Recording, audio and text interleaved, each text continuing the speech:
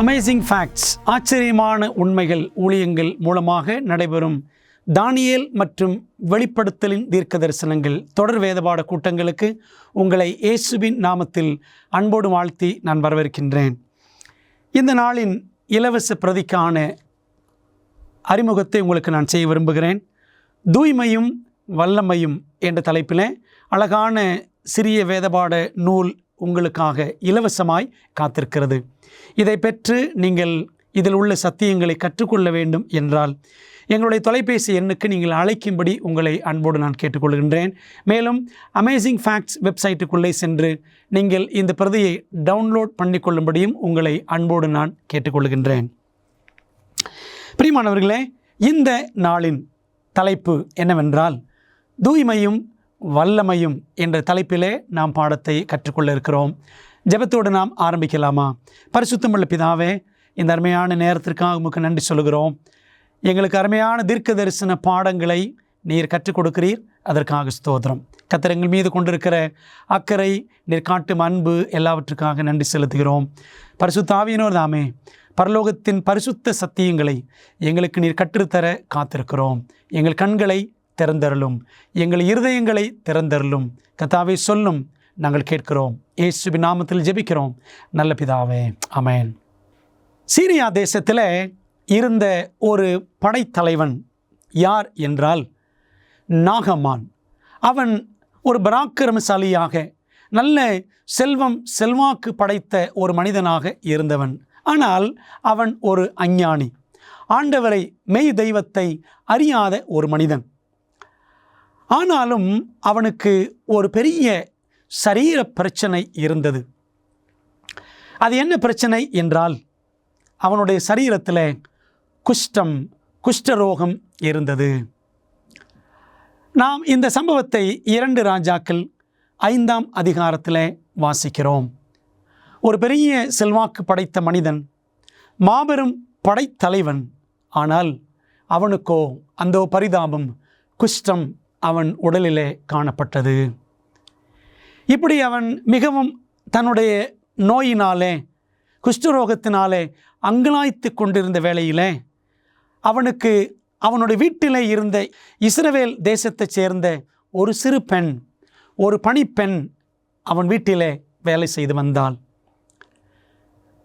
இந்த நாகமான் படையெடுத்து சென்று யுத்தம் புரிந்த ஒரு காலகட்டத்தில் ஒருவேளை இந்த சிறு பெண்ணை அவன் கைதியாக கொண்டு வந்திருக்க வேண்டும். இந்த சிறு பெண் மூலமாக நல்ல ஆலோசனை இந்த படைத்தலைவனுக்கு கிடைத்தது. அதாவது இவள் தன் எஜமானுக்கு ஒரு ஆலோசனையை கொடுக்கிறாள். அது என்ன ஆலோசனை தெரியுமா? நாம் வேதாகமத்திலேயே வாசிக்கலாம். 2 ராஜாக்கள் 5ஆம் அதிகாரம் 3ஆம் வசனம். எலிசா தீர்க்கதரிசியினிடத்தில் போவாரானால் நலமாயிருக்கும், அவர் இவனுடைய குஷ்டரோகத்தை நீக்கி விடுவார் என்று அந்த சிறுபெண் நாகமானின் மனைவியினிடத்தில், நாச்சியாரிடத்தில் தெரியப்படுத்தினாள் என்று வேதாகமத்தில் வாசிக்கிறோம். நாச்சியார் என்றால் ஒரு மாபெரும் மனிதனுடைய மனைவியைத்தான் நாச்சியார் என்று சொல்லுவார்கள். அன்பான தேவ பிள்ளைகளே, இப்படி தன் மனைவியின் மூலமாக வந்த இந்த ஆலோசனையை எஜமான் நாகமான் ஏற்றுக்கொள்ளுகிறான். இந்த செய்தியை கேள்விப்பட்ட நாகமான் அந்த சிறுமி சொன்னாலே, இஸ்ரவேலிலே சமாரியாவுக்கு சென்று அங்கே எலிசா தீர்க்கதரிசியை பார்த்தால் அவர் எனக்கு சுகம் கொடுப்பார். நான் அவரை போய் பார்க்கும் பொழுது அவர் என்னை அன்போடு வரவேற்று எனக்கு மரியாதை செய்து என் நோயை அவர் கண்ணார நேருக்கு நேராக பார்த்து என்னை தொட்டு சுகமாக்குவார் என்று அவன் நினைத்தான்.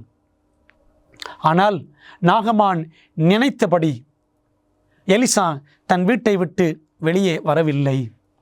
நாகமானுடைய பிரச்சனை என்ன என்பதை நேரிலே பார்க்கவில்லை எலிசா. மாறாக எலிசா ஒரு வேலைக்காரனை அனுப்பி நாகமானிடத்தில் என்ன செய்ய வேண்டும் என்று சொன்னார். என்ன சொன்னார் தெரியுமா?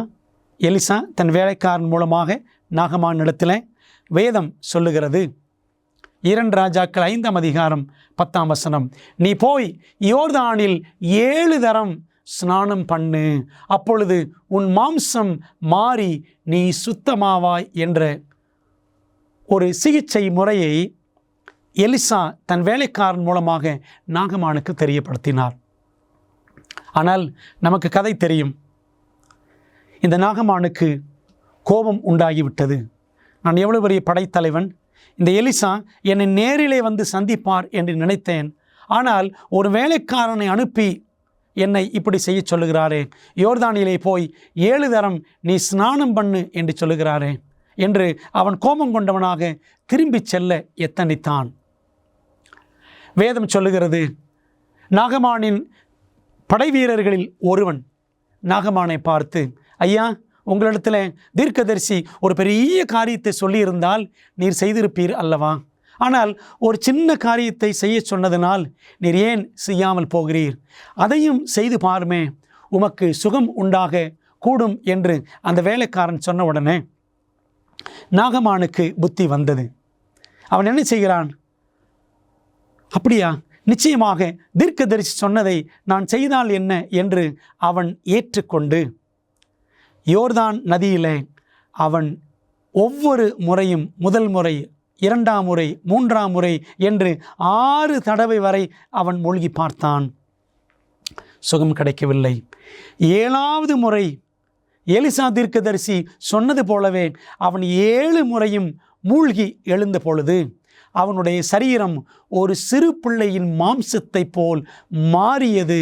ஒரு புதிய சரீரம் பெற்றவனாக அவன் யோர்தான் நதியை விட்டு வெளியே வந்தான். அவன் சுகம் பெற்றான் என்று வேதாகமம் சொல்லுகிறது. அன்பான தேவப்பிள்ளைகளே, வேதாகம காலங்களில் குஷ்டரோகம் என்பது ஒரு கொடுமையான வியாதி. அப்படி வியாதிப்பட்டவர்களை மக்கள் மத்தியிலிருந்து, சமுதாயத்திலிருந்து பிரித்து விடக்கூடிய ஒரு கொடுமையான நோய். அன்பான தேவப்பிள்ளைகளே, குஷ்டரோகத்தை போலவே இன்றைக்கு உலகமெங்கிலும் ஒரு கொடிய வியாதி மக்களை பீடித்திருக்கிறது. அது என்னவென்றால் பாவம் என்ற ஒரு வியாதிதான். பாவம் என்ற குஷ்டரோகத்திலிருந்து நீங்களும் நானும் கழுவப்பட வேண்டும். இந்த பாவம் எல்லாரையும் பிடித்திருக்கிறது. நம்ம எல்லாருமே பாவத்தினால் பாதிக்கப்பட்டிருக்கிறோம். பிரியமான தேவப்பிள்ளைகளே, நாம் எப்படி விடுதலை பெற முடியும்? நாம் எப்படி கழுவப்பட முடியும் என்று நம் மனதிலே கேள்வி எழுகிறது அல்லவா? யோர்தானிலே நாகமான் போய் 7 தரம் மூழ்கினான். அதே போல வேதாகமத்திலே புதிய ஏற்பாட்டுக்கு வந்தால் யோர்தானிலே ஒரு ஊழியக்காரர் அநேகருக்கு ஊழியம் செய்து கொண்டிருந்தார். நாம் தொடர்ந்து படிக்கலாமா? நம்முடைய வழக்கமான வேதபாட முறையை நாம் பின்பற்றி கேள்வி பதில் முறையிலே சத்தியங்களை படிக்கப் போகிறோம். எந்த புதிய ஏற்பாட்டின் தீர்க்கதரிசி யோர்தான் நதியிலே ஜனங்களை கழுவினான்? பழைய ஏற்பாட்டிலே எலிசா என்ன சொன்னார்? நாகமான் இடத்துல, நீ யோர்தான் நதியிலே போய் 7 தரம் ஸ்நானம் பண்ணு என்று சொன்னார். அதே போல புதிய ஏற்பாட்டிலே யோர்தான் நதியிலேயே இருந்து ஒரு தீர்க்கதரிசி ஊழியம் செய்தார். அவர் யார் தெரியுமா? மத்தேயு 3ஆம் அதிகாரம் 1ஆம் வசனம் சொல்லுகிறது, அந்நாட்களில் யோவான் ஸ்நானன் யூதேயாவின் வனாந்தரத்தில் வந்து என்று நாம் வாசிக்கிறோம். வந்து என்ன செய்தார்? அவர் வந்திருந்த பொழுது, அப்பொழுது எருசலேம் நகரத்தாரும் யூதேயா தேசத்தார் அனைவரும் யோர்தானுக்கு அடுத்த சுற்றுப்புறத்தார் யாவரும் அவனிடத்திற்கு, யோவான் ஸ்நானனிடத்திற்கு போய் தங்கள் பாவங்களை அறிக்கையிட்டு யோர்தான் நதியில் அவனால் ஞான ஸ்நானம் பெற்றார்கள் என்று மத்தேயு 3ஆம் அதிகாரம் 5 மற்றும் 6ஆம் வசனங்களிலே வாசிக்கிறோம்.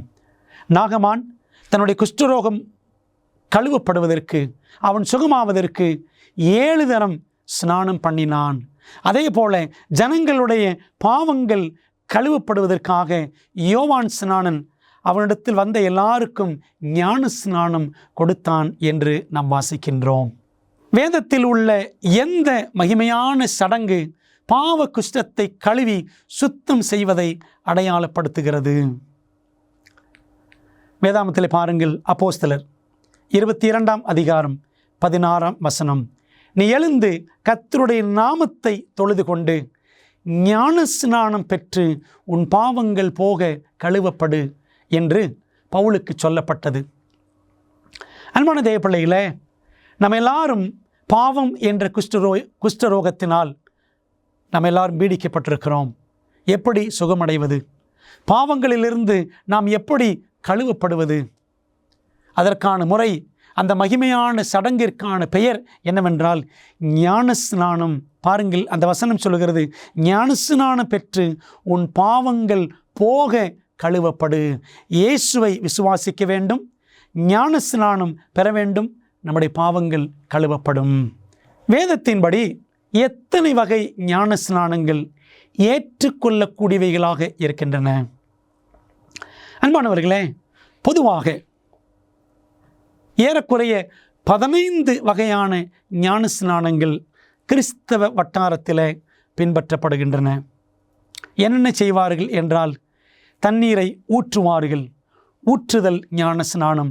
தண்ணீரை தெளிப்பார்கள், தெளிப்பு ஞானஸ்நானம். குழந்தைக்கு ஞானஸ்நானம் கொடுப்பார்கள், குழந்தை ஞானஸ்நானம். எண்ணெயை ஊற்றுவார்கள். அதுபோல தொலைபேசி வழியாக அழைத்து உங்களுக்கு ஞானஸ்நானம் கொடுக்கிறோம் என்று சொல்லுவார்கள். இப்படி ஏறக்குறைய 15 வகையான ஞானஸ்நானங்கள் இருக்கின்றன. ஆனால் வேதம் அங்கீகரிக்கக்கூடிய ஞானஸ்நானம் எது என்பதை நாம் பார்க்க வேண்டும் அல்லவா? வசனம் சொல்லுகிறது, எபேசியர் 4ஆம் அதிகாரம் 5ஆம் வசனத்தில், ஒரே கர்த்தரும் ஒரே விசுவாசமும் ஒரே ஞானஸ்நானமும், ஒன் பேப்டிசம் என்றுதான் வேதம் நமக்கு தெளிவாக சுட்டி காட்டுகிறது. ஞானஸ்நானம் என்றால் என்ன? பிரியமானவர்களே, கிரேக்க பாஷையில் பேப்டைசோ என்ற சொல்லுக்கு நீரில் மூழ்கி அல்லது அமிழ்ந்து, அதாவது தண்ணீரில் மூழ்கச் செய்வது என்ற அர்த்தத்தை உடைய கிரேக்க வார்த்தை தான் பேப்டைசோ. ஆங்கிலத்தில் டு இம்மர்ஸ் என்று சொல்வார்கள். தண்ணீரிலே மூழ்குதல் என்று அந்த வார்த்தைக்கான பொருள். பிரியமான தேவ பிள்ளைகளே, ஆகவே வேதம் காட்டக்கூடிய ஒரே ஞானஸ்நானம் தண்ணீரிலே மூழ்கி ஞானஸ்நானம் பெறுவதைத்தான் நாம் வேதாகமத்திலே பார்க்கிறோம். ஞானஸ்நானம் என்ற வார்த்தையை தமிழிலே பார்த்தால் நாம் அதை இரண்டாக பிரிக்கலாம். ஞானம் ப்ளஸ் ஸ்நானம். தேவனை குறித்த, மெய் தெய்வத்தை குறித்த ஞானம் பெற்ற பிற்பாடுதான் ஒரு நபர் ஸ்நானம் பெற வேண்டும். அதனால தான் தேவன் ஞான ஸ்நானம் என்ற வார்த்தையை நமக்கு கொடுத்திருக்கிறார். பாருங்கள், பவுல் எழுதுகிறார் கொலோசியர் 2ஆம் அதிகாரம் 12ஆம் வசனத்தில், ஞான ஸ்நானத்தில் அவரோடு கூட அடக்கம் பண்ணப்பட்டவர்களாகவும் அதிலே அவரை மரித்தோரிலிருந்து எழுப்பின தேவனுடைய செயலின் மேலுள்ள விசுவாசத்தினாலே அவரோடே கூட எழுந்தவர்களாகவும் இருக்கிறீர்கள் என்று நாம் இங்கே வாசிக்கிறோம். பிரியமானவர்களே, ஆகவே இந்த ஞான ஸ்நானம் என்பது இயேசு கிறிஸ்துவோடு கூட அடக்கம் பண்ணப்படுவதையும் அவரோடு கூட எழுந்திருப்பதையும் சுட்டி காட்டுகிற அனுபவம். நமக்கு முன்மாதிரியான இயேசு கிறிஸ்து எவ்வாறு ஞானஸ்நானம் பெற்றார்? ஞானஸ்நானம் என்பது இயேசுவோடு சம்பந்தப்படுகிற ஒரு விஷயம் என்று நாம் கொலோசியர் 2:12 சற்று முன்பாக வாசித்தோம். அப்படியானால் இயேசு கிறிஸ்து எப்படி ஞானஸ்நானம் பெற்றார் என்பதை நாம் படிக்க வேண்டும் அல்லவா? வாருங்கள், வேதம் என்ன சொல்கிறது என்று பார்க்கலாம். மார்க் 1ஆம் அதிகாரம் 9 மற்றும் 10ஆம் வசனங்கள். இயேசு கலிலேயாவில் உள்ள நாசரேத்தூரிலிருந்து வந்து யோர்தான் நதியில் யோவானால் ஞானஸ்நானம் பெற்றார். அவர் ஜலத்திலிருந்து கரையேறின உடனே வானம் திறக்கப்பட்டது என்று வாசிக்கிறோம். பாருங்கள், யோவான் ஸ்நானன் இயேசு கிறிஸ்துவுக்கு ஞானஸ்நானம் கொடுக்கிறார். அப்படி ஞானஸ்நானம் பெற்றவர் எங்கே ஞானஸ்நானம் பெற்றார் என்றால் வசனம் சொல்லுகிறது, அவர் ஜலத்திலிருந்து கரையேறினார். அதாவது தண்ணீருக்குள்ளே இருந்து அவர் வெளியே வந்திருக்கிறார். என்ன அர்த்தம்? ஆண்டவர் இயேசு கிறிஸ்து தண்ணீரிலே மூழ்கி ஞானஸ்நானம் எடுத்திருக்க வேண்டும். அதனால தான் அவர் ஜலத்திலிருந்து கரையேறினார் என்று வாசிக்கிறோம். நீங்கள் யோவான் சுவிசேஷத்தில் நீங்கள் படித்து பாருங்கள். 3ஆம் அதிகாரத்தை வாசித்து பார்த்தால் 1ஆம் அதிகாரம் 3ஆம் அதிகாரம் ஆகிய இடங்களிலெல்லாம் யோவான் ஸ்நானன் ஞான ஸ்நானம் கொடுத்தான். யோர்தான் நதி கரையில் ஐனோன் என்ற இடத்துல சாலீம் என்ற ஒரு பகுதியில் அவன் ஞான ஸ்நானம் கொடுத்து கொண்டிருந்தான். ஆண்டவர் இயேசு கிறிஸ்துவும் அந்த யோர்தான் நதியில்தான் ஞான ஸ்நானம் பெற்றார் என்று, மூழ்கி ஞான ஸ்நானம் பெற்றார் என்பதை நமக்கு வேத வசனங்கள் தெளிவாக விளங்க காட்டுகின்றன. வேதாகமத்தில் இன்னொரு உதாரணத்தை பாருங்கள். பிலிப்பு என்ற ஒரு டீக்கன், சபை உதவிக்காரர், அப்போஸ்தலர் 6ஆம் அதிகாரத்தில் அவரை குறித்து வாசிக்கிறோம். அந்த மனிதன் எத்தியோப்பிய பொருளாளருக்கு, கந்தாகே என்பவளுடைய மந்திரியாய் இருந்த ஒரு மனிதன் எத்தியோப்பியன். அவன் ஒரு பொருளாளர். அவருக்கு எப்படி பிலிப்பு ஞானஸ்நானம் கொடுத்தார் வாசிக்கலாமா? வேதம் என்ன சொல்லுகிறது? அப்போஸ்தலர் 8:38 அப்பொழுது பிலிப்பும் மந்திரியும் ஆகிய இருவரும் தண்ணீரில் இறங்கினார்கள். ஒரு ரதத்தில் பிரயாணம் பண்ணி வந்து கொண்டிருக்கிறார் அந்த எத்தியோப்பிய பொருளாளர். ஆவியானவர் பிலிப்புவினிடத்தில் சொன்னார், நீ போய் அந்த மனுஷனுடைய ரதத்துடனே சேர்ந்து கொள் என்றார். ஆகவே ஆவியானவர் சொல் கேட்ட பிலிப்பு வேகமாய் ஓடிப்போய் அந்த ரதத்தோடு சேர்ந்து கொண்டு, ஏசாயா 53ஆம் அதிகாரத்தின் அடிப்படையில், அதை ஏற்கனவே வாசித்து கொண்டிருந்தார் அந்த எத்தியோப்பிய பொருளாளர். அதன் அடிப்படையில் இயேசுவை எடுத்து சுவிசேஷமாக பிலிப்பு அந்த மனிதனிடத்தில் கூறின உடனே இயேசுவை ஏற்றுக்கொண்ட அந்த மனிதன் ஞானஸ்நானம் பெற வேண்டும் என்று அவன் ஆவல் கொண்டான். வசனம் சொல்லுகிறது பாருங்கள், இருவரும் தண்ணீரில் இறங்கினார்கள். பிலிப்பு அவனுக்கு ஞானஸ்நானம் கொடுத்தான். அந்த எத்தியோப்பிய மனிதன், அந்த ஆப்பிரிக்க மனிதனுக்கு முழுக்க ஞானஸ்நானத்தை பிலிப்பு கொடுத்தார் என்று வேதாகமத்தில் வாசிக்கிறோம். 8ஆம் அதிகாரம் 39ஆம் வசனம் சொல்லுகிறது, அப்போஸ்தலர் நடபடிகள், அவர்கள் தண்ணீரில் இருந்து கரை ஏறின பொழுது கர்த்தருடைய ஆவியானவர் பிலிப்பை கொண்டு போய்விட்டார். தண்ணீரில் இருந்து கரை ஏறினார்கள். அப்போ என்ன அர்த்தம்? தண்ணீருக்குள்ளே இறங்கி அவர்கள் ஞான ஸ்நானத்திற்கு ஆயத்தப்பட்டிருக்க வேண்டும். பிலிப்பு தண்ணீரிலே மூழ்க வைத்து அந்த மனிதனுக்கு ஞான ஸ்நானம் கொடுத்திருக்க வேண்டும். ஆக பிரியமானவர்களே, அந்த எத்தியோப்பிய பொருளாளர் முழுக்க ஞான ஸ்நானத்தை வேதாகமத்தில் பெற்றிருக்கிறார் என்பதை நாம் பார்க்கின்றோம். ஞான ஸ்நானத்தால் வேறு என்னென்ன சத்தியங்கள் நமக்கு அடையாளப்படுத்தப்படுகின்றன? ரோமர் 6ஆம் அதிகாரத்தை ஞானஸ்நானம் என்றதுமே நாம் படித்தாக வேண்டும். அந்த 6ஆம் அதிகாரத்தில் முதல் 4 வசனங்களை படித்து பாருங்கள். அதில் 4ஆம் வசனத்தை மட்டும் நாம் வாசிக்கலாம்.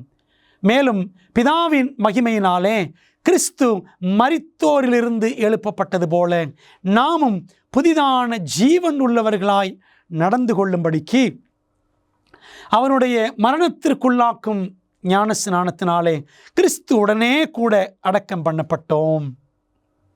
தொடர்ந்து வசனம் சொல்லுகிறது, ஆதலால் அவருடைய மரணத்தின் சாயலில் நாம் இணைக்கப்பட்டவர்களானால் அவர் உயிர்த்தெழுதலின் சாயலிலும் இணைக்கப்பட்டிருப்போம் என்று ரோமர் 6ஆம் அதிகாரம் 4 மற்றும் 5ஆம் வசனங்கள் நமக்கு உணர்த்துகின்றன. இந்த ஞான ஸ்நானத்தில் நாம் பார்க்கிறோம், ஆண்டவர் இயேசு கிறிஸ்துவினுடைய மரணம், புதைக்கப்படுதல், உயிர்த்தெழுதல் ஆகிய 3 காரியங்கள் அடங்கி இருக்கிறதை நாம் பார்க்கிறோம். ஞானஸ்நானம் பெறும்பொழுது தண்ணீரிலே ஒரு நபர் அப்படியே மல்லாக்க அவர் மூழ்கடிக்கப்படுகிறார்.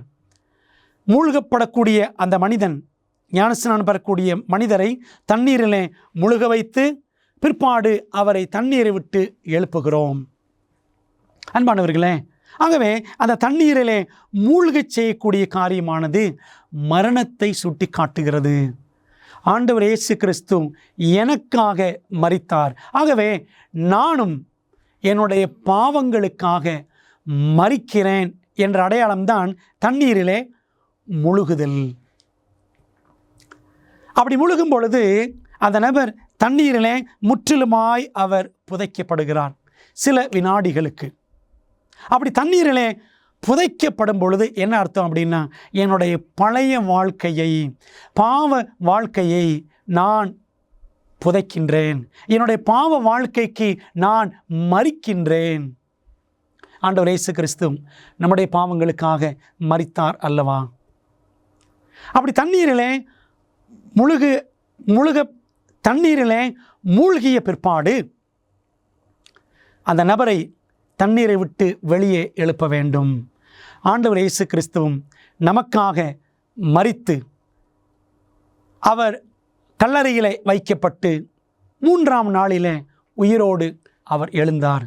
அதே போல நாமும் பழைய வாழ்க்கைக்கென்று மரித்து புதிதான ஜீவனுள்ளவர்களாய் நாம் நடக்கும்படி மறுபடியும் ஆவிக்குரிய ஜீவன் பெற்று நம் ஆண்டவருக்காக வாழும்படி எழுந்திருக்கிறோம் என்பதைத்தான் ஞானஸ்நானம் நமக்கு சுட்டி காட்டுகிறது. ஆகவே ஒரு நபர் ஞானஸ்நானம் பெறும் பொழுது இயேசுவின் மரணம், இயேசுவின் அடக்கம் பண்ணப்படுதல், இயேசுவின் உயிர்த்தெழுதல் ஆகிய 3 காரியங்களுமே ஞானஸ்நானத்தில் அடங்கியிருக்கிறது என்பதை அவர் புரிந்து கொள்வார். ஆக பிரியமானவர்களே, ஞானஸ்நானம் என்பது ஏதோ வெறும் சடங்கு என்று மாத்திரம் நினைத்து விடக்கூடாது. ஞானஸ்நானம் எவ்வளவு முக்கியமானது வாசிக்கலாமா? மார்க்கு 16ஆம் அதிகாரம் 16ஆம் வசனத்தில் இயேசுவே சொல்லியிருக்கிறார், விசுவாசம் உள்ளவனாகி ஞானஸ்நானம் பெற்றவன் ரட்சிக்கப்படுவான், விசுவாசியாதவனோ ஆக்கினைக்குள்ளாக தீர்க்கப்படுவான். ஆண்டவர் இயேசு கிறிஸ்துவை விசுவாசித்து ஞானஸ்நானம் பெறுகிறவர்களுக்கு ரட்சிப்பு உண்டு என்று இயேசுவே சொல்லியிருக்கிறதை நாம் பார்க்கின்றோம். பிரியமான தேவ பிள்ளைகளே, மேலும் இரட்சகர் இயேசு ஞானஸ்நானம் குறித்து என்ன சொல்லியிருக்கிறார்? யோவான் 3ஆம் அதிகாரம் 5ஆம் வசனம், ஒருவன் ஜலத்தினாலும் ஆவியினாலும் பெறமாவிட்டால் தேவனுடைய ராஜ்யத்தில் பிரவேசிக்க மாட்டான் என்று மெய்யாகவே மெய்யாகவே உனக்கு சொல்லுகிறேன் என்று இயேசுவானவர் நிக்கோதேமுவிடத்திலே சொன்னார். ஆகவே ஜலத்தினாலும் தண்ணீரினாலும் பிறக்க வேண்டும், பரிசுத்த ஆவியினாலும் பிறக்க வேண்டும். இந்த ஜலம் என்பதை 2 விதமாக சொல்லலாம். தாயின் வயிற்றிலே பிறக்கும் பொழுது ஒரு குழந்தை ஜலத்திற்குள் தான் கிடக்கிறது, பனிக்குடத்தில் தான் இருக்கிறது. ஆகவே ஜலத்தினால் பிறப்பது. இதை எப்படியும் எடுத்துக்கொள்ளலாம், தண்ணீரிலே மூழ்கி எழுந்திருப்பதையும் குறிக்கும். அப்படி தாயின் வயிற்றிலே பிறக்கிறவன், தண்ணீரிலே மூழ்கி எழுகிறவன் பரிசுத்த ஆவியினாலும் அவன் ஞானஸ்நானம் பெற்றிருக்க வேண்டும். பரிசுத்த ஆவியினாலே ஒவ்வொரு நாளும் வழிநடத்தப்பட வேண்டும். பரிசுத்த ஆவியின் ஞானஸ்நானத்தை நாம் பெற்றிருக்க வேண்டும். பிரியமான தேவ பிள்ளைகளே, இந்த பரிசுத்த ஆவியின் ஞானஸ்நானம் குறித்து நாம் வருகிற வகுப்புகளிலே படிக்கப் போகின்றோம். ஆகவே ஞானஸ்நானம் என்பது அவ்வளவு முக்கியமானது. தேவனுடைய ராஜ்யத்தில் பிரவேசிக்க வேண்டும் என்று சொன்னால் நாம் ஞானஸ்நானம் பெற வேண்டும். ஏற்கனவே உங்களுக்கு சொன்னேன், ஞாபகம் இருக்கிறதா?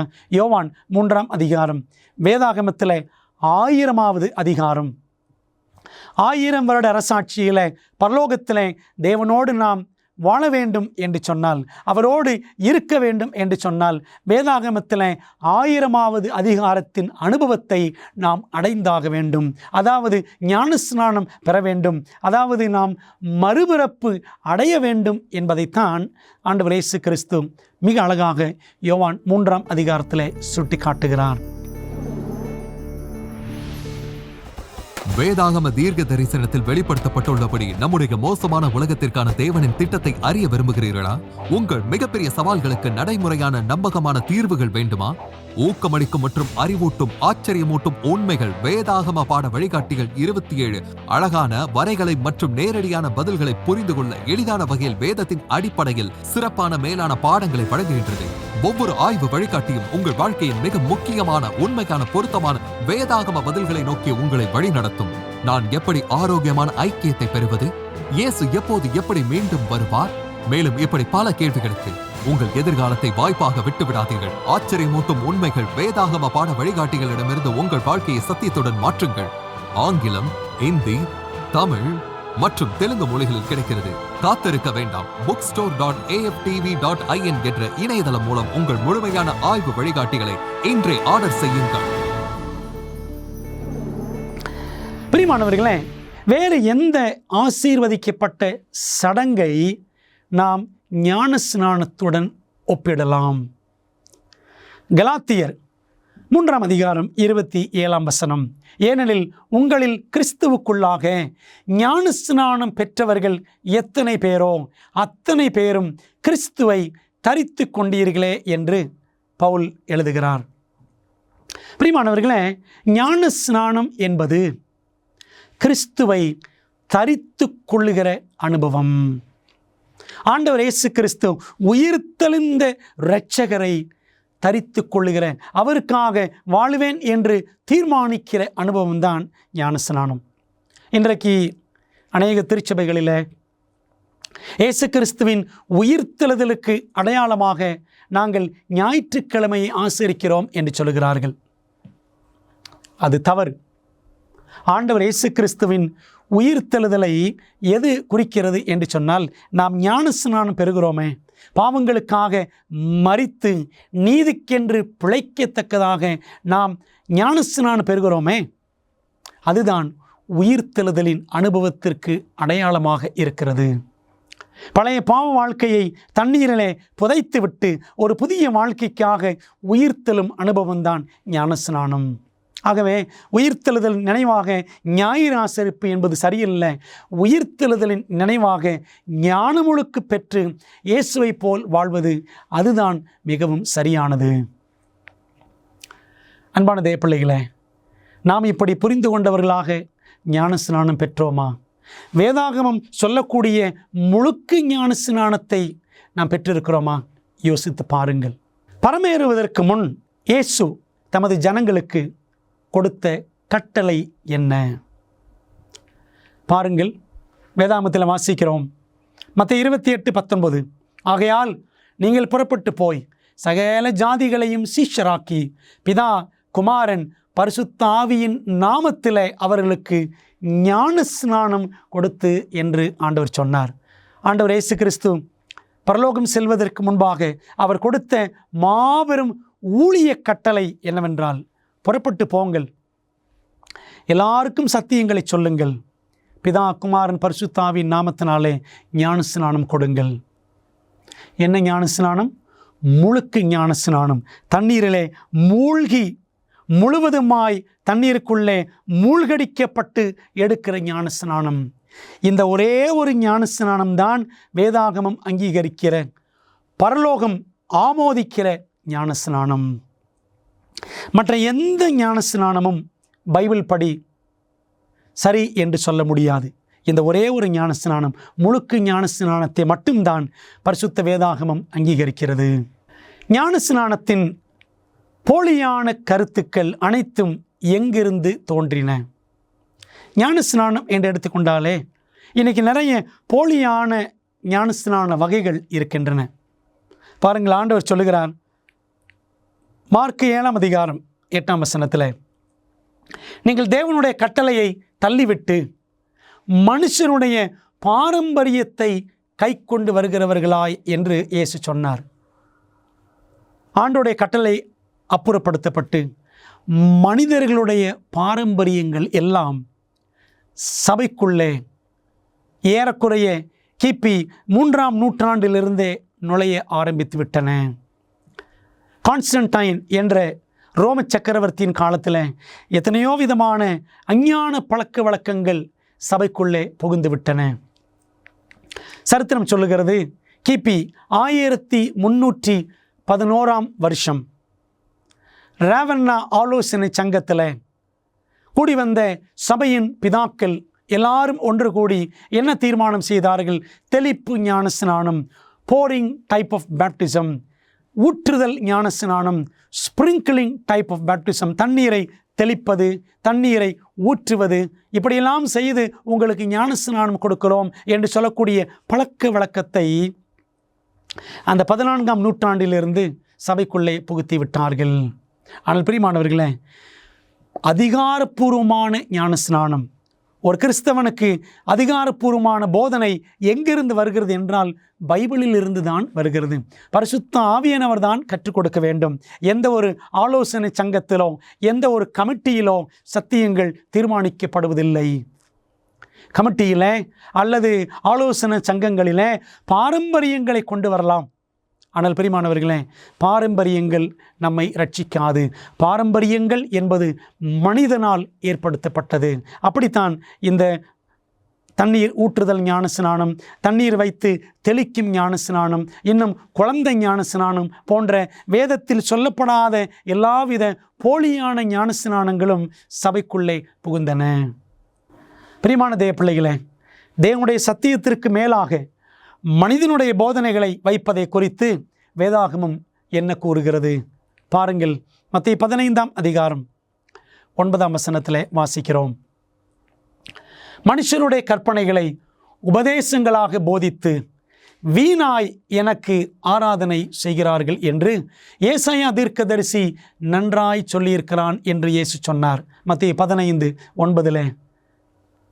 ட்ரெடிஷன் ஆர் ட்ரூத், பாரம்பரியமா சத்தியமா, எது முக்கியம் என்பதை நாம் தான் ஜெபத்தோடு தீர்மானிக்க வேண்டும். கலாத்தியர் 1:8 வாசிக்கிறோம். நாங்கள் உங்களுக்கு பிரசங்கித்த சுவிசேஷத்தை அல்லாமல் நாங்களாவது வானத்திலிருந்து வருகிற ஒரு தூதனாவது வேறொரு சுவிசேஷத்தை உங்களுக்கு பிரசங்கித்தால் அவன் சபிக்கப்பட்டவனாய் இருக்க கடவன். அன்பான தேவ பிள்ளைகளே, அடியேனும் உங்களுக்கு இந்த சத்தியங்களை வேதத்தின் அடிப்படையில் கற்றுக் கொடுத்து வருகின்றேன். கர்த்தருக்கு மகிமை உண்டாவதாக. ஆனால் வேதத்திற்கு புறம்பாக போதிப்பேன் என்று சொன்னால் நானே சபிக்கப்பட்டவனாய் இருப்பேன் என்பதிலே சந்தேகம் இல்லை. அன்பான தேவ பிள்ளைகளே, அதைத்தான் பவுலும் சொல்லுகிறான். ஆண்டவருடைய வசனத்தின்படிதான் போதிக்க வேண்டும். இந்த வசனம் அல்லாமல் வேறு வகையாக மனுஷர் பாரம்பரியங்களை, மனுஷருடைய கட்டளைகளை போதிக்கிறவன் சபிக்கப்பட்டவனாய் இருப்பான். பிரியமான தேவ பிள்ளைகளே, கொஞ்சம் யோசித்து பாருங்கள். இன்றைக்கி நாம் கிறிஸ்தவர்கள் என்று சொல்லிக்கொண்டு கடைபிடிக்கக்கூடிய எல்லாவித பழக்க வழக்கங்களும், திருச்சபையில் இருக்கிற எல்லாவித முறைமைகளும், பலவிதமான சடங்காச்சாரங்கள் எல்லாம் வேதத்தின் அடிப்படையில் தான் நாம் கடைபிடிக்கின்றோமா? அதில் மிக குறிப்பாக இந்த ஞானஸ்நானம் வேதத்தின் அடிப்படையில் தான் நாம் எடுக்கிறோமா, கொடுக்கிறோமா என்று யோசித்து பார்க்க வேண்டும். முழுக்க ஞானஸ்நானத்திற்கு பதிலாக பரிசுத்த ஆவியானவரால் பெறப்படும் ஞானஸ்நானம் கொடுக்கப்பட்டதா? இன்றைக்கி நிறைய திருச்சபைகளில் தண்ணீர் ஞானஸ்நானத்தை காட்டிலும் நான் பரிசுத்த ஆவியினால் ஞானஸ்நானம் பெற்றுவிட்டேன் என்று சொல்லுகிறார்கள்.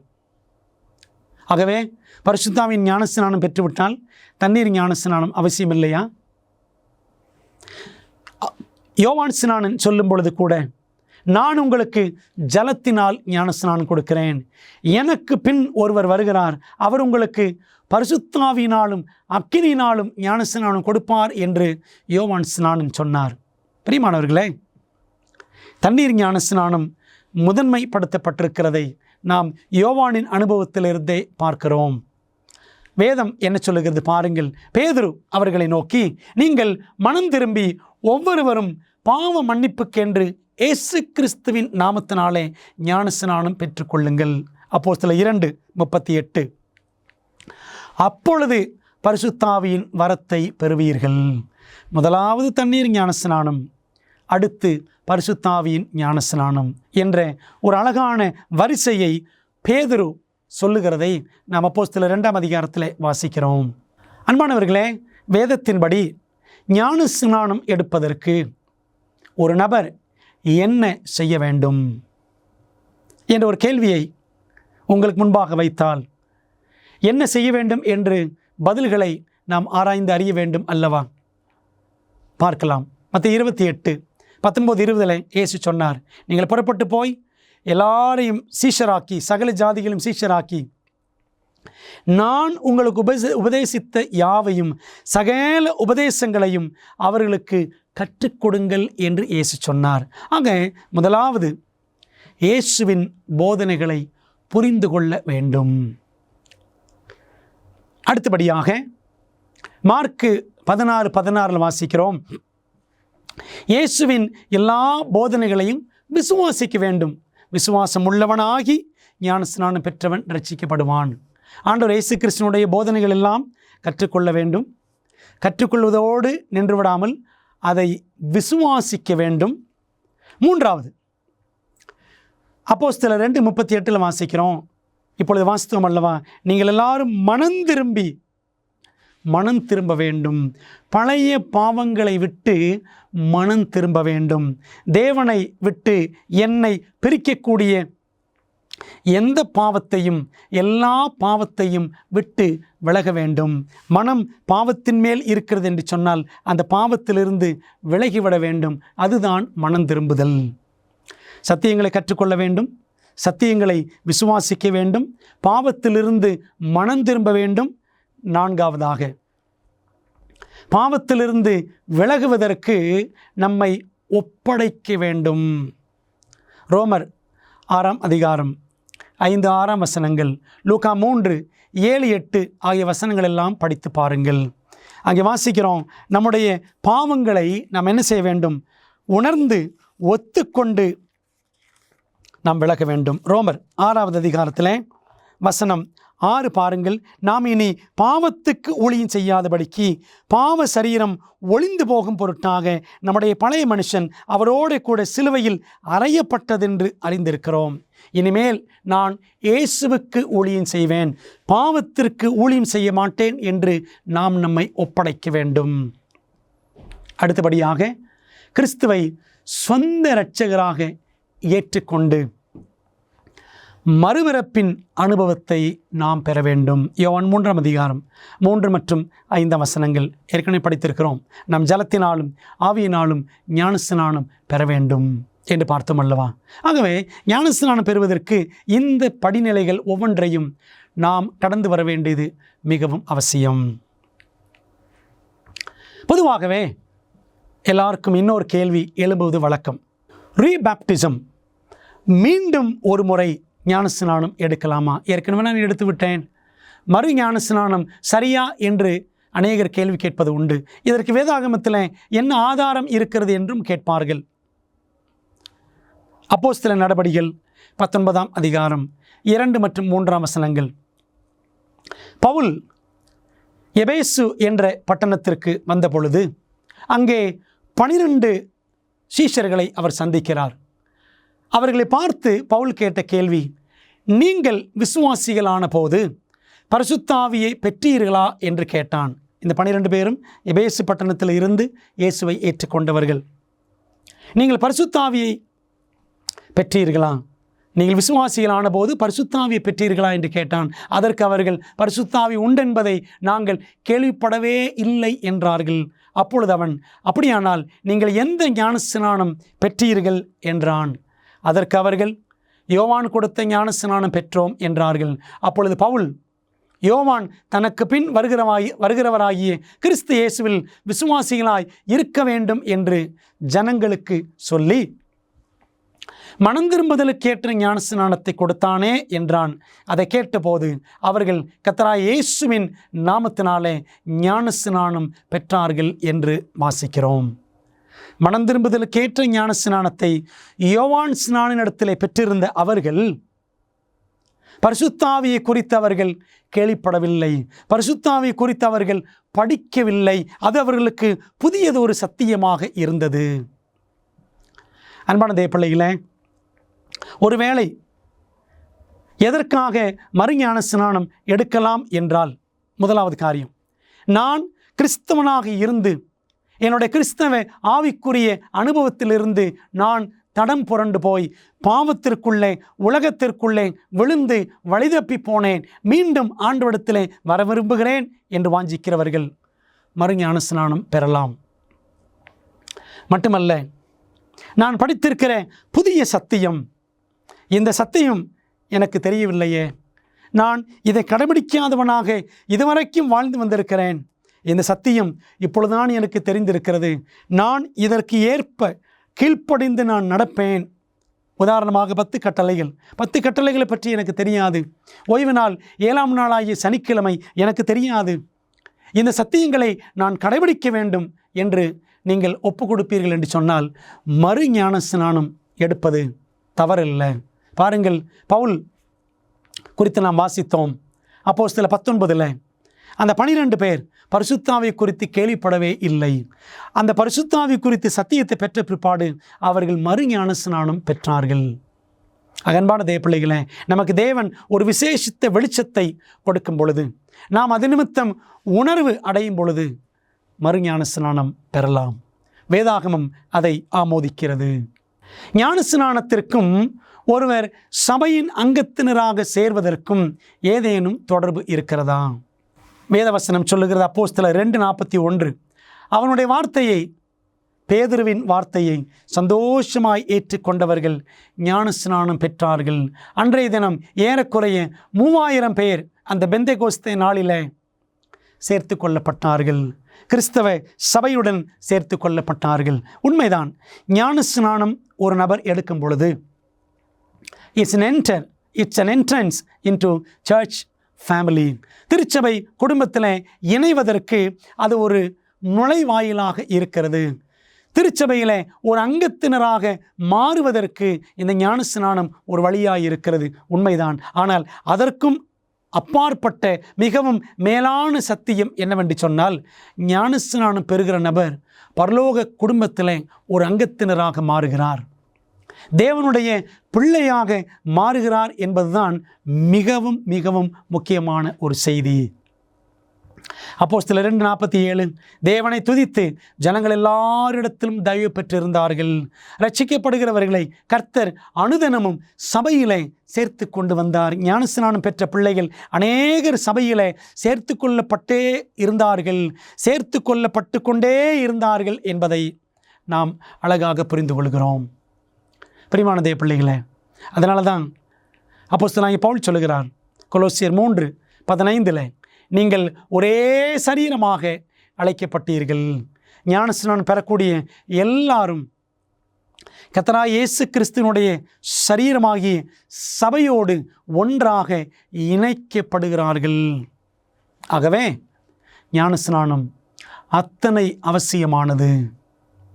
பிரியமானவர்களே, பல நேரங்களில் யோசித்து பாருங்கள், இந்த சத்தியங்கள் எல்லாம் படிக்காமலேயே ஆண்டவருடைய வேதத்தின் ஞானத்தை பெறாமலேயே ஏதோ பெயருக்காக, ஏதோ கணக்குக்காக, கல்யாணத்திற்காக, மேலும் பற்பல காரணங்களுக்காக, படிப்புக்காக, வேலைக்காக, சலுகைகளுக்காக ஞானஸ்நானம் எடுப்பது இன்றைய நாட்களில் ஒரு வழக்கமாக ஒரு சிலருக்கு காணப்படுகிறது. ஆனால் பிரியமானவர்களே, அப்படியெல்லாம் இல்லாதபடிக்கு சத்தியத்தை தெளிவாக கற்று, முறையாக கற்று, நமது ஜீவியத்தை ஆண்டவருக்கென்று ஒப்பு கொடுத்து எடுக்கக்கூடிய ஞானஸ்நானம்தான் அர்த்தமுள்ள ஞானஸ்நானமாக இருக்கும். ஆண்டவருக்கு மகிமை சேர்க்கிற ஞானஸ்நானமாக இருக்கும். நம்முடைய இருதயத்திற்கு ஆறுதல் அளிக்கக்கூடிய, நம்முடைய ஆவிக்குரிய வாழ்க்கைக்கு ஆரோக்கியம் அளிக்கக்கூடிய ஒரு ஞானஸ்நானமாக இருக்கும். பிரியமான தேவ பிள்ளைகளே, ஒருவேளை இந்த சத்தியங்களெல்லாம் படிக்காமல் ஏனோ தானோ வென்று அரைகுறையாக ஞானஸ்நானம் எடுத்திருக்கிறீர்களா? அப்படியானால் இந்த சத்தியங்களை முழுமையாக கற்று, நான் படிக்க போகிற இந்த 24 சத்தியங்களையும் 24 வேத பாடங்களையும் நன்றாக கற்று ஞானமுழுக்கு பெறுவோம் என்று சொன்னால் நம்முடைய கிறிஸ்தவ வாழ்க்கை எவ்வளவு அர்த்தமுள்ளதாக மாறும் என்று நீங்கள் எண்ணி பாருங்கள். ஒருவேளை நான் ஞானஸ்நானத்தை மறுத்தால் நான் யாருடைய ஆலோசனையை மறுக்கிறேன்? ஞானஸ்நானம் அதெல்லாம் முக்கியமல்ல என்று நாம் நினைத்து விடக்கூடாது. பாருங்கள், லூக்கா 7:30 பரிசேயரும் நியாய சாஸ்திரிகளுமோ அவனாலே ஞானஸ்நானம் பெறாமல் தங்களுக்கு கேடு உண்டாக தேவனுடைய ஆலோசனையை தள்ளிவிட்டார்கள் என்று லூக்கா 7:30 வாசிக்கிறோம். யோவான் ஸ்நானன் அநேகருக்கு ஞானஸ்நானம் கொடுத்தார். அவர் செய்திகளை, சத்தியங்களை சொல்லும் பொழுது வந்த யூதர்களில் அநேகர் பரிசேயர், நியாய சாஸ்திரிகள் அவங்க என்ன பண்ணாங்களா? யோவான் மூலமாக வந்த தேவனுடைய ஆலோசனையை, அவனாலே ஞானஸ்நானம் பெறாமல் தங்களுக்கு கேடு உண்டாக தேவனுடைய ஆலோசனையை தள்ளிவிட்டார்கள். பிரியமான தேவ பிள்ளைகளே, ஞானஸ்நானம் என்பது தேவனுடைய ஆலோசனை. மத்தேயு 3ஆம் அதிகாரம் 15, 16, 17 வசனங்களை படித்து பாருங்கள். இயேசு கிறிஸ்து ஞானஸ்நானம் பெறும் பொழுது அவர் ஞானஸ்நானம் பெற வந்தார். யோவான் ஸ்நானன் அந்த ஞானஸ்நானம் நான் உமக்கு கொடுப்பதா, நீர் அல்லவா எனக்கு கொடுக்க வேண்டும் என்று சொன்னார். அப்பொழுது இயேசு சொன்னாராம், இப்படி தேவனுடைய நீதியை நிறைவேற்றுவது நமக்கு ஏற்றது என்று சொன்னார். அன்பான தேவ பிள்ளைகளே, ஞானஸ்நானம் என்பது தேவனுடைய ஆலோசனை. மத்தேயு 3 வாசிக்கிறோம், ஞானஸ்நானம் என்பது தேவனுடைய நீதியை நிறைவேற்றுதல். தேவனுடைய பார்வையில் சரியானதை செய்வது. நீதி என்றால் சரியானதை செய்வது. ஞானஸ்நானம் என்பது தேவனுடைய பார்வையில் ஒரு சரியான காரியம். அன்பான தேவ பிள்ளைகளே, பரிசேயரும் நியாய சாஸ்திரிகளும் தங்களுக்கு கேடு உண்டாக அந்த ஞானஸ்நானத்தை தள்ளிவிட்டார்கள். நாம் தள்ளிவிடாதபடிக்கு எச்சரிக்கையாக இருக்க வேண்டும்.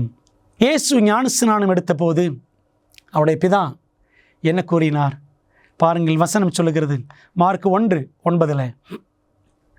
அந்த நாட்களில் இயேசு கலிலேயாவில் உள்ள நாசரேத்தூரிலிருந்து வந்து யோர்தான் நதியில் யோவானால் ஞானஸ்நானம் பெற்றார். மார்க் 1:11 வாசிக்கிறோம், அன்றியும் நீர் என்னுடைய நேசகுமாரன், உம்மில் பிரியமாயிருக்கிறேன் என்று வானத்திலிருந்து ஒரு சத்தம் உண்டாயிற்று.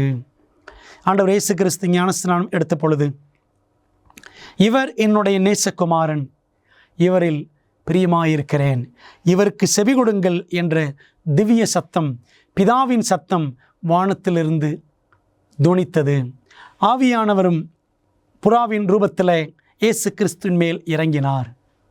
பிரியமான தேவ பிள்ளைகளே, ஞானஸ்நானம் நாமும் பெறும் பொழுது எப்படி கிறிஸ்து பிதாவுக்கு பிரியமான குமாரன் என்று அங்கீகரிக்கப்பட்டாரோ, நாமும் ஞானஸ்நானம் பெறும் பொழுது தேவனுடைய பிள்ளைகள், தேவனுடைய குமாரன், தேவனுடைய குமாரத்தி என்று பரலோகத்தால் நாம் அங்கீகரிக்கப்படுகிறோம். ஒருவேளை நமக்கு அந்த சத்தம் கேட்காமல் போகலாம், ஆனால் அந்த சத்தம் நம்முடைய இருதயத்தில் ஆவியினோர் மூலமாக நிச்சயமாக துணிக்கும். அப்படியானால் அன்பான தேவனுடைய பிள்ளைகளே, நாம் ஞானஸ்நானத்தை அலட்சியப்படுத்தி விடாமல், நான் சத்தியங்களை படித்து ஞானஸ்நானம் பெறுவேன் என்ற லட்சியத்தை எடுத்துக்கொண்டு, வேதம் காட்டுகிற ஒரே ஞானஸ்நானம், முழுக்க ஞானஸ்நானத்தை பெற்றுக்கொள்ள நீங்கள் ஆயத்தப்படும்படி நான் உங்களை அன்புடன் இயேசு கிறிஸ்துவின் நாமத்தினாலே அழைக்கின்றேன். அப்போஸ்தலர் 22:16 வாசிக்கிறோம், பவுலுக்கு கொடுக்கப்பட்ட அழைப்பு. அனனியா என்ற சீஷன் பவுலுக்கு கொடுத்த அழைப்பை இன்றைக்கு ஆண்டவர் உங்களுக்கும் கொடுக்கிறார். இப்பொழுது நீ தாமதிக்கிறது என்ன? நீ எழுந்து கர்த்தருடைய நாமத்தை தொழுது கொண்டு ஞானஸ்நானம் பெற்று உன் பாவங்கள் போக கழுவப்படு என்றான்.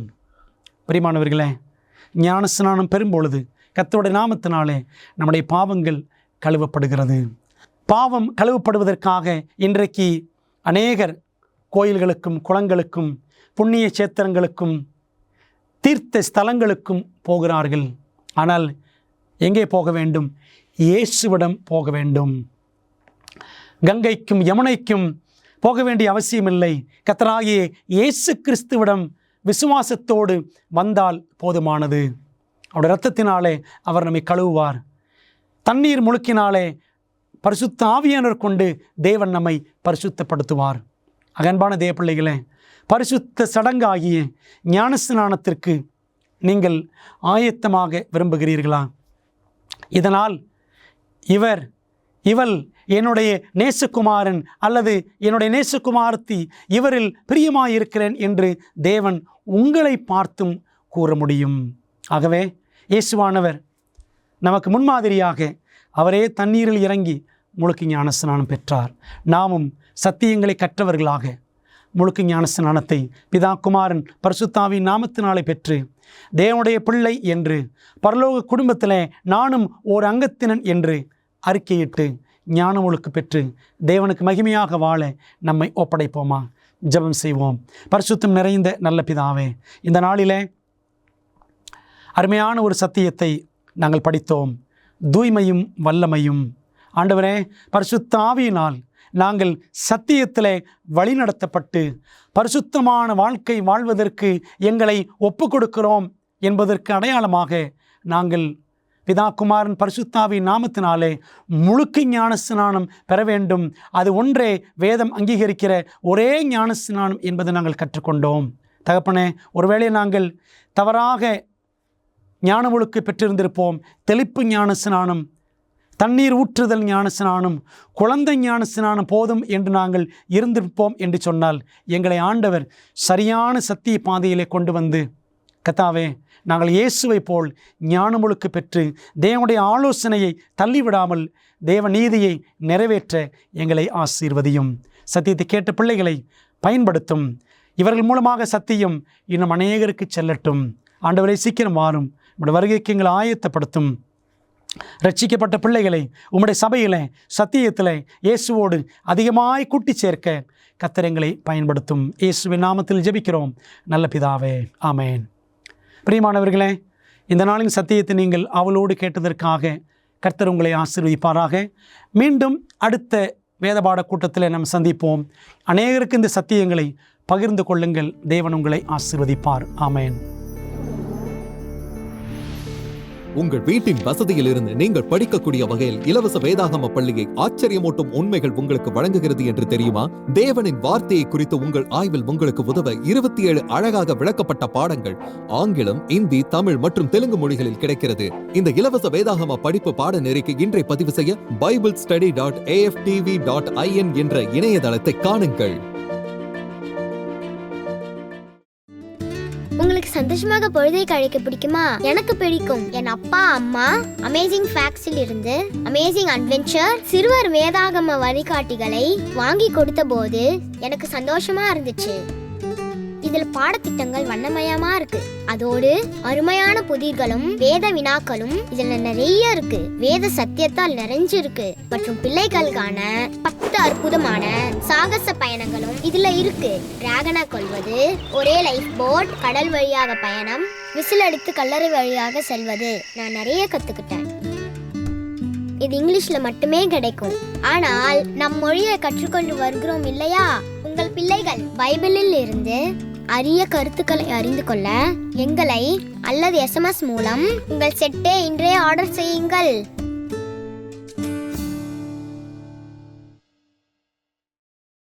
வேத பாட ஆராய்ச்சியில் போதுமான ஆச்சரியமான உண்மைகளை ஆய்வு செய்ய விருப்பமா? சத்தியம் நிறைந்த இந்த நிகழ்ச்சியை நீங்கள் சந்தோஷமாக காண அடுத்த வாரம் வரை காத்திருக்க வேண்டியதில்லை. இதன் அற்புதமான உண்மைகளை AFTV.org ஊடக நூலகத்தில் காணலாம்.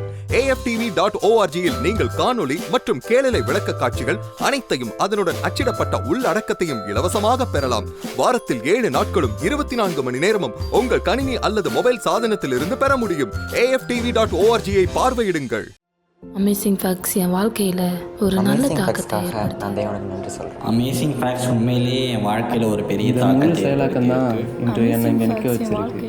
நான் குற்றப்படுத்தப்படலை, ஆனால் அதை குறித்து சந்தோஷம். நான் வேதாகமத்தை படிக்க ஆரம்பித்தேன். நான் செவந்திரி அட்வென்டிஸ்ட் சபையில் ஒரு அங்கமாக ஞானஸ்நானம் கொடுத்த ஜீவனை குறித்து இன்னும் அநேக காரியங்கள் இருக்க வேண்டும். கொடுக்கப்பட்ட செய்தி மிகவும் வல்லமை வாய்ந்ததாக இருந்தது.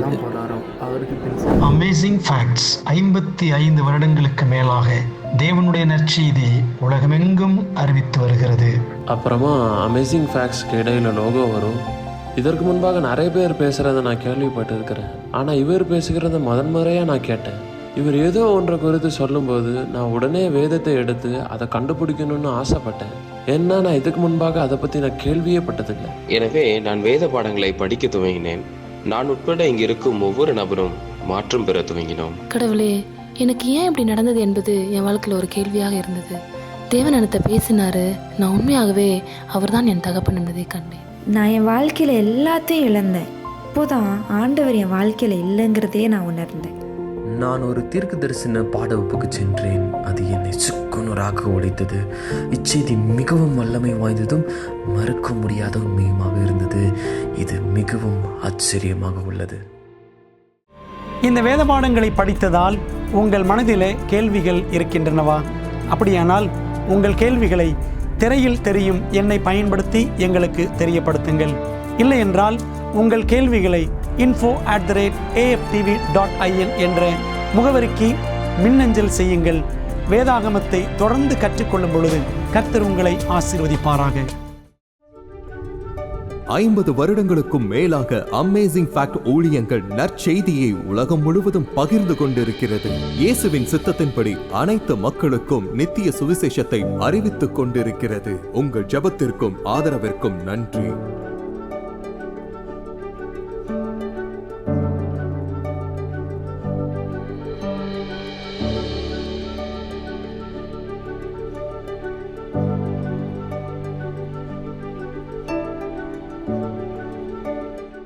எங்கள் குழுவினரில் ஒருவர் உங்களுக்காக சிறப்பு ஜெபம் செய்ய நீங்கள் விரும்பினால் திரையில் தெரியும் எண்ணை பயன்படுத்தி எங்களை அழையுங்கள். அல்லது உங்கள் ஜெப குறிப்பை prayer@aftv.in என்ற முகவரிக்கு மின்னஞ்சல் செய்யுங்கள். பெரோயா பட்டணத்து சபை விசுவாசிகள் தாங்கள் சத்தியங்களை கேட்ட பிற்பாடு தங்கள் இல்லத்திற்கு சென்று காரியங்கள் இப்படி இருக்கிறதா என்று வேதத்தோடு ஒப்பிட்டு மீண்டும் படித்தார்கள். அதுபோலவே நீங்களும் செய்ய வேண்டும் என்று நாங்கள் விரும்புகிறோம். இந்த தீர்க்க தரிசன தொடர் கூட்டங்களில் ஒவ்வொரு நாளும் உங்களுக்கு அந்தந்த நாளுக்குரிய செய்தி சம்பந்தமான இலவச பிரதி அறிமுகப்படுத்தப்படுகிறது. ஆகவே அந்த இலவச பிரதியை நீங்கள் திரையில் தெரியும் தொலைபேசி எண்ணை பயன்படுத்தி எங்களோடு தொடர்பு கொண்டு பெற்றுக்கொள்ளலாம். அல்லது எங்களுடைய வெப்சைட்டுக்குள்ளே சென்று நீங்கள் அதை பதிவிறக்கம் செய்து கொள்ளலாம். நீங்கள் அந்த புத்தகங்களை பெற்றுக்கொண்டு படித்து வேதத்தில் உள்ளபடியே கற்றுக்கொள்ளுங்கள். நீங்கள் படித்த பிற்பாடு உங்கள் நண்பருக்கும் அதை பகிர்ந்து கொள்ளுங்கள்.